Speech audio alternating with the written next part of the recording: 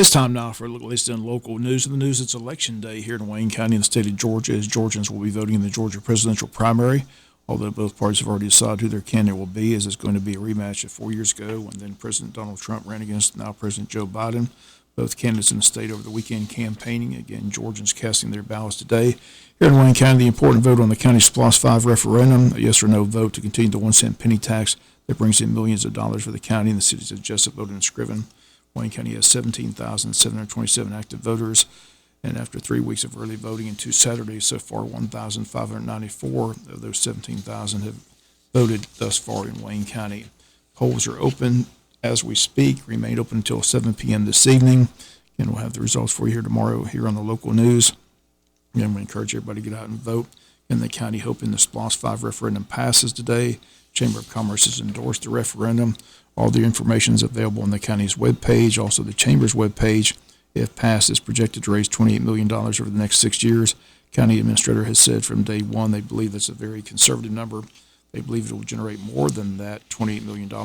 Several projects listed as priorities for the county: courthouse security and a courthouse annex building, a community center with a competition pool, and a multi-purpose equestrian center. Those are the county's 3 main projects. City of Jesup, Bowdoin, and Scriven have their wish list as well. But again, they need the registered voters to vote yes on the referendum today. Continue the 1 cent penny. County says 1 cent makes sense. Once again, its fate will be known tonight.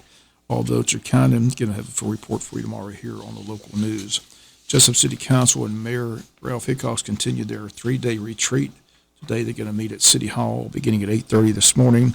It'll begin with an executive session so the commissioners can review the applications for full-time city manager.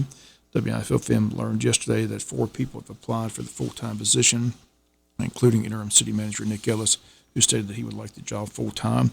After the executive session, the board will meet with their city department heads to discuss their individual departments. Adeline Boyd with Public Works, Patrick Martin with the Wastewater Treatment Plant, Anthony Crawford with the Water Department, Tracy Smith with the Downtown Development Authority, Rhonda Tim with City Hall, Fire Chief Josh Huffman, Police Chief Chris Hamilton, all on today's agenda. Also on the agenda, items with the commissioners, items with the mayor, all that taking place today at City Hall. Again, it begins at 8:30, runs throughout the day. And the first 2 days of the retreat were held at the William A. Zorn Airport, but today's meeting again at City Hall beginning at 8:30 in the morning. We'll be back with more news after this word from our sponsor of the commercial messages, so please stay tuned. In other news, the Wayne County Board of Education has a work session this afternoon at 6 p.m. at the Tech Center. On the agenda under resolutions, recognitions, Arthur Williams Middle School athletic recognition, School Board Appreciation Week. Under items of business, strategic planning, progress monitoring, capital outlay projects, benefits administration, Wayne County School District Technology Conference. There's a finance report and executive session, all that today at 6 p.m. at the Tech Center. Wayne County EMS Director Richard Johnson has announced that he'll be stepping down in April as he's turned 65. Has decided to retire from the county. Johnson sent a letter yesterday to County Administrator Paul Droddy. It reads as follows. He says, I'm writing to inform you of my decision to retire from my position at Wayne County effective April 23rd, 24. After much consideration and reflection, I believe it's time for me to move on to the next chapter of my life and enjoy the fruits of my labor and retirement as I'll turn 65 in April. It's been an incredible journey working with Wayne County. I'm grateful for the opportunities, experiences, and memories I have gained over the years. I've had the pleasure of working alongside some of the most talented and dedicated individuals, and I'm proud of the contributions we made together. As I embark on this new chapter, I want to express my heartfelt gratitude to Wayne County and the entire team for their support, guidance, and camaraderie throughout my tenure. I'm confident that the Wayne County will continue to thrive and achieve great success in the future. I leave knowing that I played a part in laying the foundation for continued growth and prosperity within the county. Please do not hesitate to reach out if there's anything I can do to help facilitate a smooth transition prior to my date of retirement. Lastly, I want to express my sincere appreciation to our citizens and commissioners for their trust and collaboration over the years. It's been a privilege to serve them, and I'm grateful for the relationship we've built together. As I bid farewell to the county, I look forward to the opportunities that retirement will bring, including spending more time with my loved ones, pursuing hobbies, and traveling. Thank you once again for everything. I wish the county continued success and prosperity in the years to come. Warm regards, again, Richard Johnson, EMS Director, retiring effective April 23rd of this year. Months ago, the county commissioners approved naming 3 ball fields at the Ben Park Complex after the longtime umpires that umpired thousands of games in their career, Jimmy Overstreet, Jimmy Peak, and Jimmy Martin. The county wanted to wait a while for some warmer weather, but the date of the ceremony has been set. It's going to take place on March 25th at the complex. 3 fields will be named, again, in honor of memory of Jimmy Martin, Jimmy Peak, and Jimmy Overstreet. All 3 men have passed away, but their families and friends will gather for this special ceremony, and the name of the fields will take place. Former rec directors Greg Walker and Steve Card will be on hand to speak, along with Steve Smiley McGregor. All 3 on the program. They'll make some remarks at the dedication and naming the 3 fields. Once again, the 3 men will be honored March 25th, so mark that date on your calendar. The time, 5 p.m. We'll be back with some final news notes after this word from our sponsor, the commercial messages, so please stay tuned. Final notes and news: the Wayne County Historical Society will hold its March meeting on Thursday, March 14th at Captain Joe's Seafood Restaurant.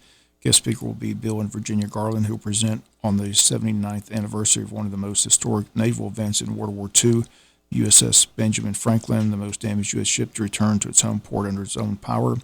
Dr. Garland, who teaches business and leadership at the Coastal College of Georgia in Brunswick, has done extensive research on the survival of the aircraft carrier, and Virginia's dad, Stokes Albritton, and Jesup survived the attack and was one of the 704 sailors who brought the ship home from the Pacific.